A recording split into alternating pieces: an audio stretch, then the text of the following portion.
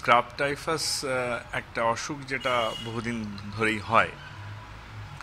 সাধারণত এটা একটু পাহাড়ি জায়গা, আমাদের পশ্চিমবঙ্গের কাছাকাছি পশ্চিম মিদনাপুর, ঝাড়খণ্ড, ওড়িশা, সেই জায়গা থেকে আমরা এতদিন পেশেন্ট পাচ্ছি।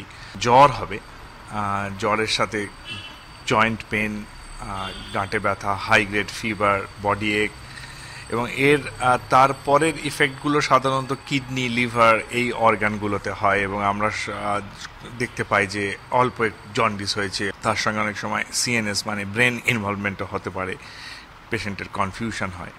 মাইট তার বাচ্চা মানে লার্ভার কামড় থেকে হয়।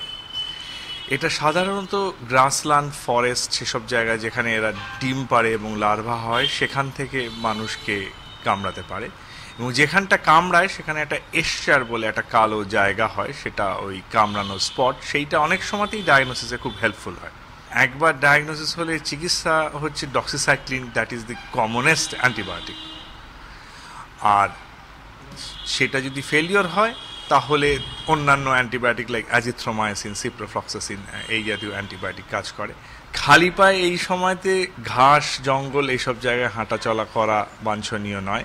শুধু কেন, সাধারণ জুতো পরে গেলেও লার্ভা আক্রমণ করতে পারে।